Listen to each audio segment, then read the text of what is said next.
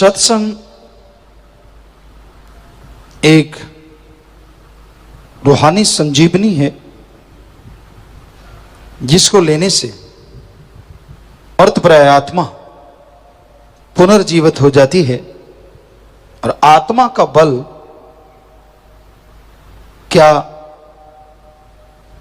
काल, क्या महाकाल,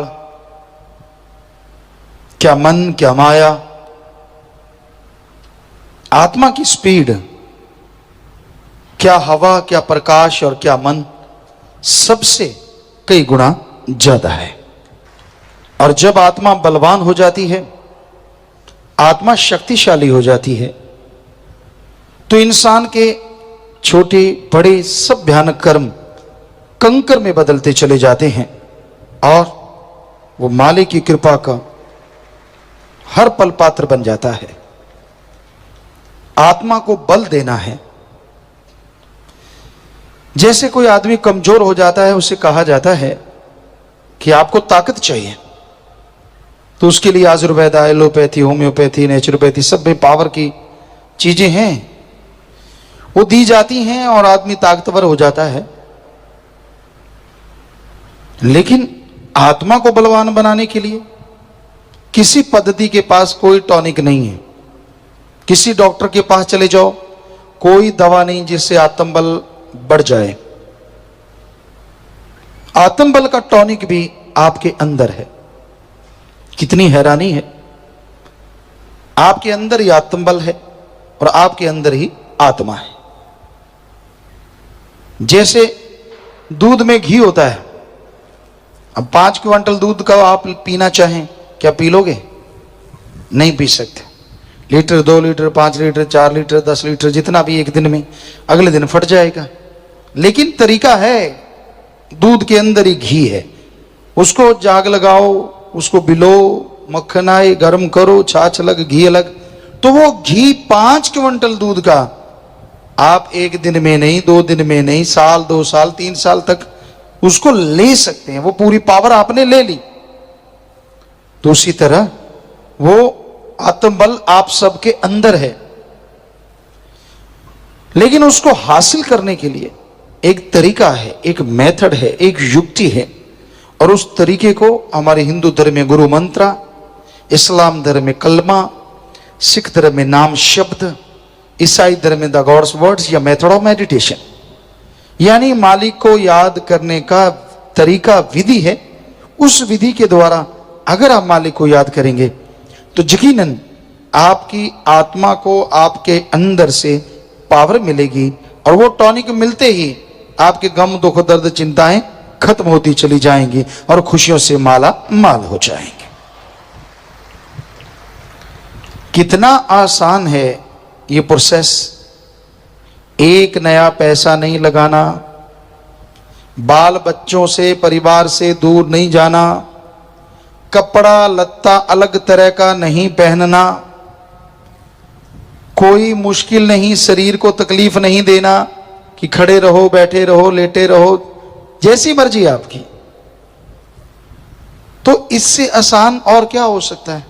जीभा से, ख्यालों से वो शब्द हैं, उनका अभ्यास करते रहो लगातार, तो आपके अंदर से आत्मबल बढ़ने लगेगा।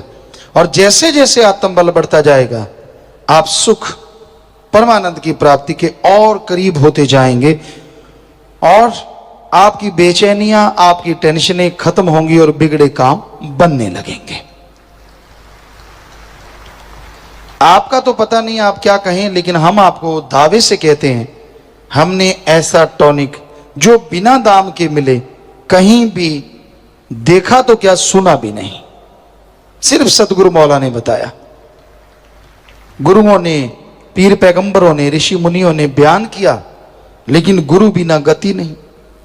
जब तक गुरु मिलता नहीं, उन पवित्र ग्रंथों की भी समझ इंसान को पूरी नहीं आती। वो तो रूहानियत के पवित्र ग्रंथ हैं। जरा सोच के देखिए, दुनियावी ग्रंथ जो हैं, स्कूल में पढ़ने वाले बच्चे उनको नहीं ढंग से समझ सकते जब तक उस्ताद, टीचर, मास्टर ना पढ़ाए। तो हमने ये देखा, गुरु मुर्शिद कामिल के चरणों में लगे सभी धर्मों के पवित्र ग्रंथ अपने आप ख्यालों में आने लगे और अपने आप उनकी समझ आने लगी। ये उनका रहमो करम। तो सत्संग में आइए, पीर फकीर से बात कीजिए और अमल कीजिए। मन भी रुकेगा, माया भी ढीली पड़ जाएगी और आत्मबल बढ़ता जाएगा। सिर्फ बात करने से, दिखावा करने से कोई भक्त नहीं बनता, अमल करने से ही भक्त बना करते हैं। अमल करो, सुबह शाम सुमरन करो।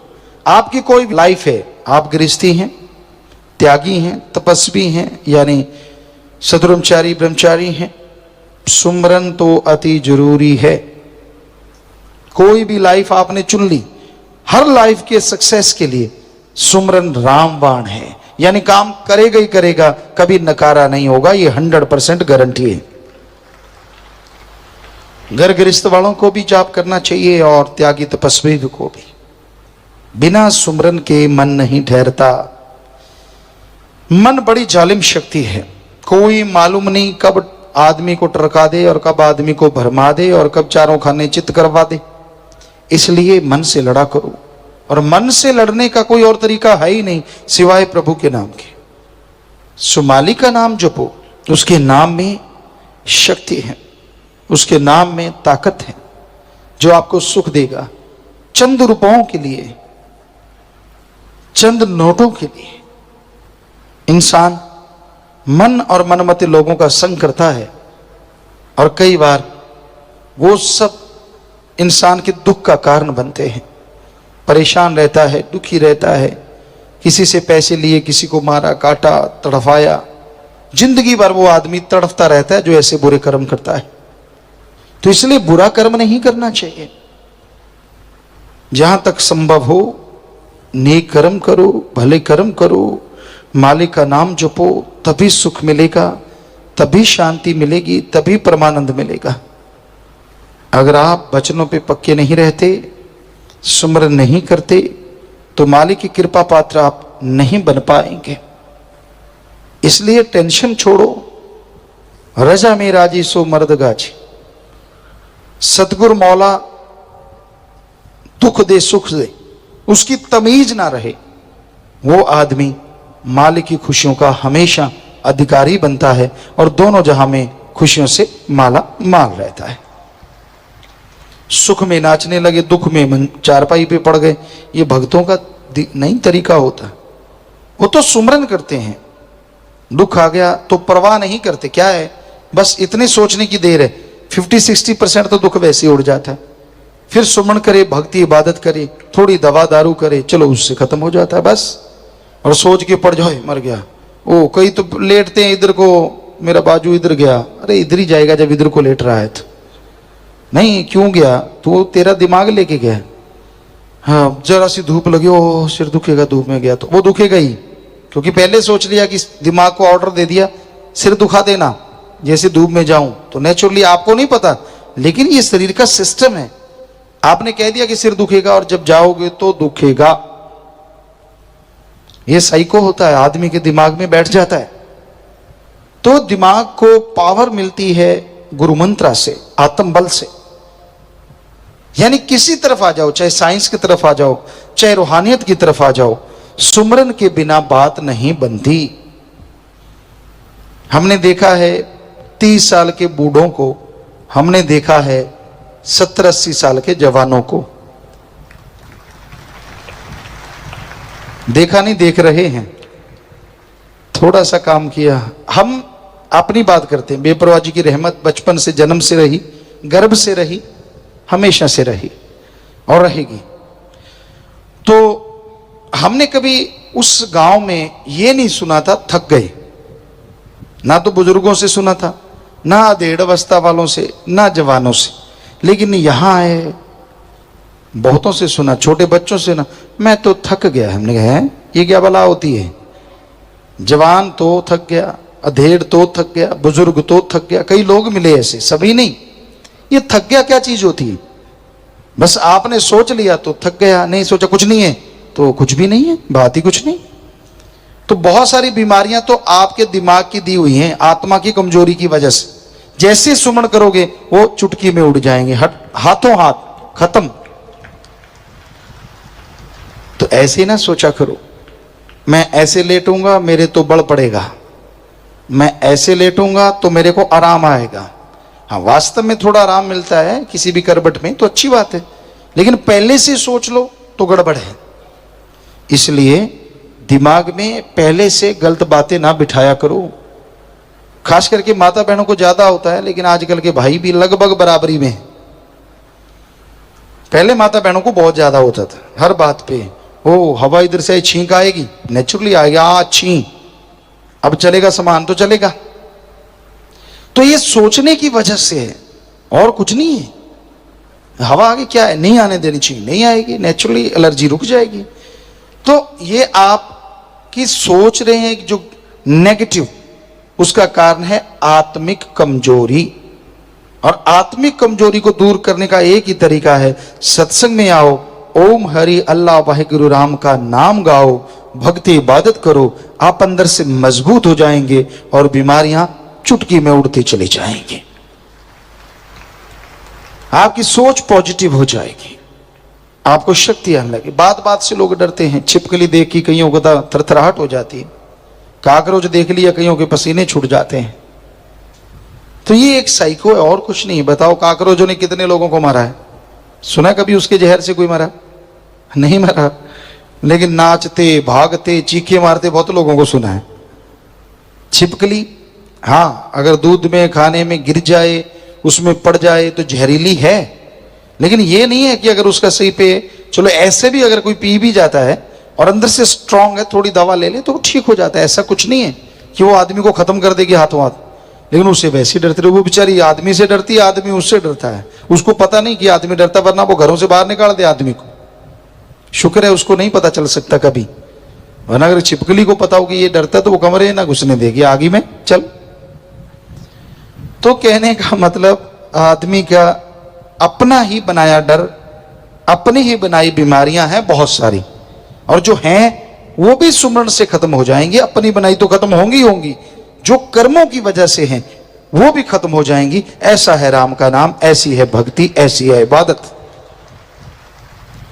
तो आप रोज ताकत पाने के लिए खाते हो, सवेरे उठेंगे नाश्ता चाहिए।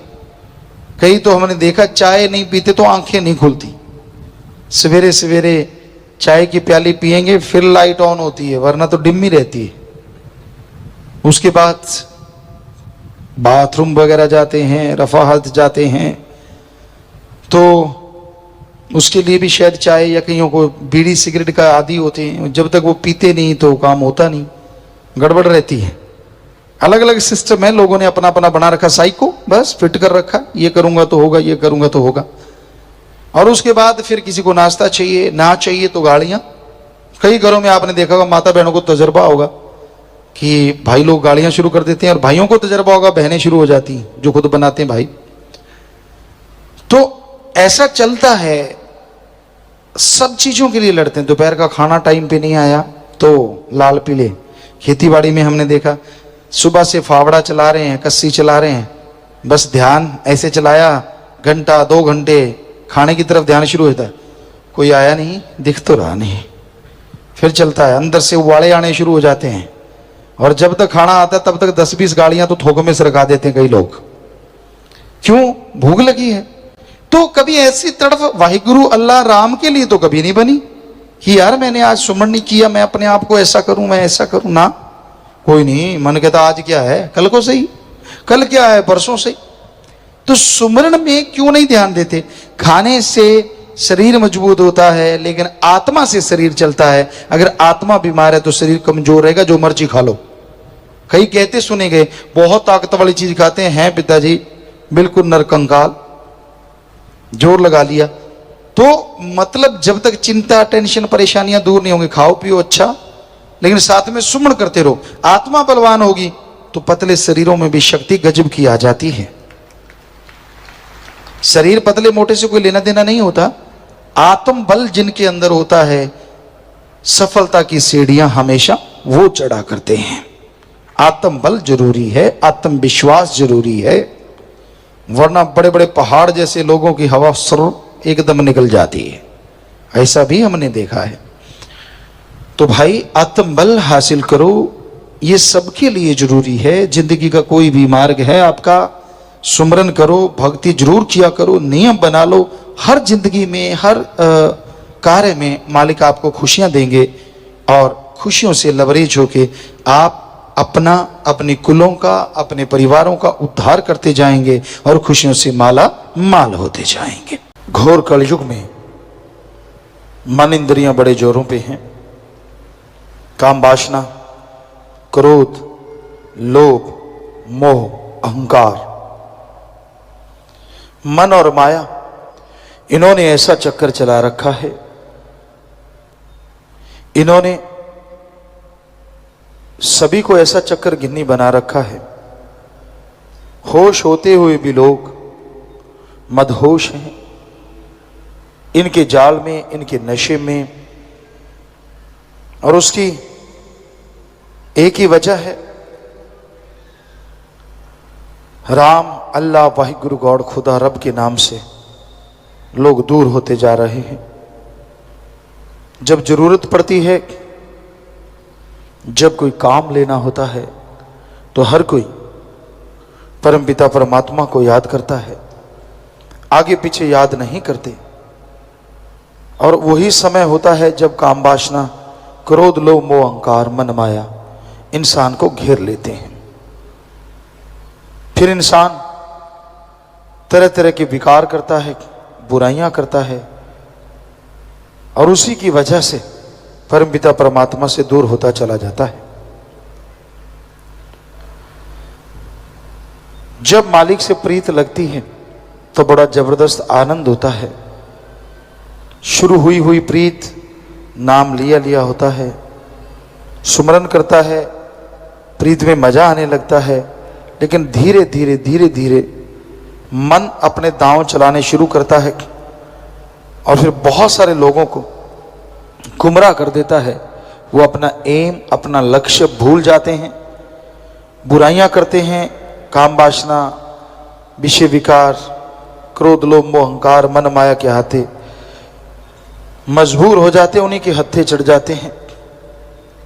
फिर दोष गुरु पीर फकीर को देते हैं कि मेरी ये इच्छा पूरी क्यों नहीं हुई, फलां इच्छा पूरी क्यों नहीं हुई। खुद कभी नहीं सोचते कि मैंने कितने पाप किए, मैंने कितनी गलतियां की, कितने गुनाह किए। हम एक उदाहरण दिया करते हैं, जब आदमी वचनों का पक्का है, सेवा सुमरण करता है, जमींदार भाइयों को अच्छी तरह से पता है कि पानी आपके ट्यूबवेल से या नहर से भर के जाता है नाले में, खाड़े में, तो वो 1 किलोमीटर, आधा किलोमीटर तक लेके जाते हैं आप। पानी खेत में लगने लगता है, अभी लगने ही लगता है कि अचानक या नहर का मोगा है, यहां शुरुआत है, नहर से पानी आ रहा है, वहां से वो खाड़ा, वो नाला टूट जाता है। तो खेत में जो पानी थोड़ा सा लगा ही था वो भी बैक शुरू हो जाता है, कोई उसका फायदा नहीं होता। और आदमी दौड़ता है, 1 किलोमीटर चल के आया, उसको बांधने में समय लगता है, फिर से वो खाड़ा नाला भरता है, फिर जाके खेत में पानी लगने लगता है। तो इस तरह कई बार देखा हमने जमींदारों के, घंटा 2 घंटे यूं ही बर्बाद हो जाते हैं। तो घंटा 2 घंटा है। जब आप वचन तोड़ देते हैं, उस समय लगता होता है कि आप अपनी पदवी को हासिल करेंगे, जो पीर फकीर ने वचन किए हैं या आपने करवाए हैं। ऐसा लगता होता है कि अब तो बस आप पहुंचने वाले हैं। आपका मन अहंकारी इतना आपके ऊपर हावी होता है, आप वचनों में गलती करते हैं, फिर वो खाड़ा नाला पीछे से टूट जाता है और जो रहमत बरसने वाली थी वो सारी वापस चली जाती है। एक और उदाहरण दिया करते हैं कि एक जमींदार था, सीधा सादा। कोई संत पीर फकीर आए, उनकी सेवा करने लगा और संतों को पता चल गया ये बहुत लोभी लालची है, इसका लालच दूर करना है। राम नाम तो लेने लगा है पर लोभ लालच बहुत ज्यादा है, दूर करें तो कैसे? संत अपने तरीकों से दूर करते हैं। तो उन्होंने क्या किया, जब संत उस गांव से जाने लगे कि भाई हम फला गांव जा रहे हैं, मांग तू क्या चाहता है, तूने तो बहुत सेवा की है हमारी। कहता नहीं जी कुछ नहीं चाहिए। कहते फिर भी? कहता जी फिर ऐसा कुछ दे जाओ मेरी हालात सुधर जाए, अमीरी आ जाए। कहने लगे ठीक है, ये मंत्र ले ले, इसको पढ़ के जो लोहा तू हाथ में रखेगा, बोलते जाना बन जा सोना बन जा सोना, तो वो सोना बन जाएगा। मन बलियां उछलने लगा, मौज बन गई, कमाई की जरूरत क्या है, लोहा लेके बैठेंगे और मंत्र पढ़ के बन जा सोना करते रहेंगे, कौन सा मुश्किल काम है। तो संत अभी गए ही नहीं थे कि शुरू हो गया, लोहा हाथ में ले लिया, किलो का बाट 2 किलो का बाट जो भी वहां पड़ा था उसने जल्दबाजी फटाफट किया, शुरू हो गया बन जा सोना मंत्र के जाप के बाद।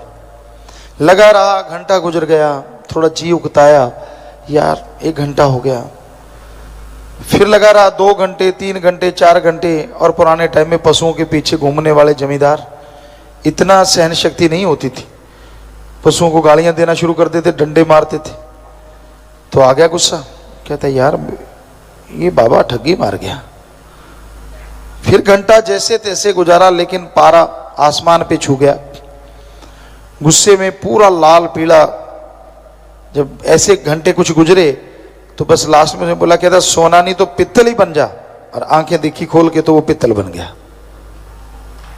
अब दौड़ा कि फलां जगह गुरु हैं, दौड़ा दौड़ा गया, गुरु जी आप तो कहते थे सोना बन जाएगा, ये तो पित्तल बन गया। संत मुस्कुराए, सब पता था उसकी खसलत का। कहने लगे तूने क्या किया था? कहता जी मैं 3 4 5 घंटे लगातार लगा रहा बन जा सोना, मुझे गुस्सा आ गया और मैंने कह दिया सोना नहीं तो पित्तल ही बन जा। संत हंस के कहने लगे बस वो पित्तल की जगह उस टाइम अगर सोना कह जाता तो ये सोना ही बन जाता।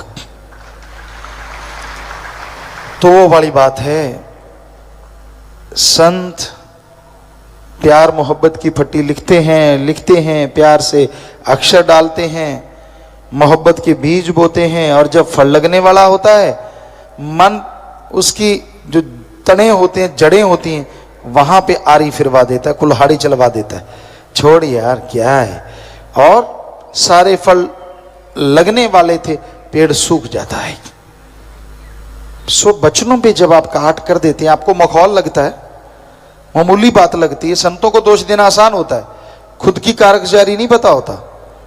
जब आदमी वचनों पे गलतियां करता है, बुरे कर्म करता ही चला जाता है और मनमते चलता है, यहां कुछ और, बाहर निकलते ही कुछ और, हवा की बातें ये वो, तो फिर संत चाहे कितने भी वचन करें वो पूरे तो तभी होंगे ना जब आप उनको फॉलो करेंगे। संत कहते इस रास्ते पे चलना हीरे मिलेंगे, कहता नहीं मैं तो उधर जाऊंगा, तो उधर तो फिर टॉयलेट ही मिलेगी भाई।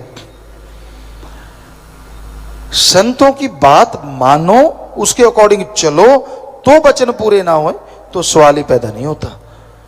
मानो ना, वचन तो किए थे, वचन तो हुआ था, खुद क्या करते हो आप? तो भाई बिना वजह मन के पीछे लग के अपना सब कुछ गवा बैठते हो। तो फिर से वो खाड़ा नाड़ा बांधते हैं, पानी फिर 2 घंटे बाद। उसी तरह जब वचनों में गलती करते हो, आप माफी लेते हो, घंटा सुबह शाम सुमन करते रहो, परहित परमार्थ करो, तो फिर पता नहीं कितने समय बाद फिर से वो तार जुड़ेगी, फिर से वो नजारे आने शुरू होंगे। पर फिर ये ना हो कि आप दूसरी बार गलती कर दें, क्योंकि मन का क्या, जब एक गलती कर लेता है ना मन, फिर ललचाता रहता है। आदमी का जी ललचाता है, कौन मुझे कोई देख रहा है, मैं तो अकेला हूं, यहां तो कोई है ही नहीं।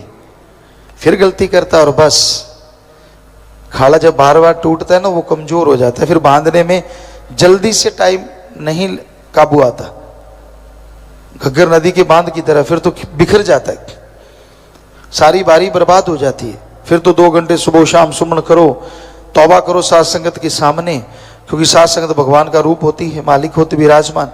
फिर माफी मिलती है, फिर पता नहीं कितना समय गुजरने के बाद नुकसान होना तो बंद हो जाता है माफी के साथ ही, लेकिन नई खुशियां आने में फिर देर लगती है। हाँ 2 घंटे सुबह शाम 2 महीने सुमन कर लो तो हो सकता है खुशियां फिर से जल्दी आ जाएं, लेकिन इसका मतलब ये नहीं है कि आप फिर गलती कर लें, क्योंकि जितनी गलतियां करते जाओगे उतनी ही मालिक से दूरी बढ़ती जाएगी, उतनी ही खुशियों में कमियां आती जाएंगी।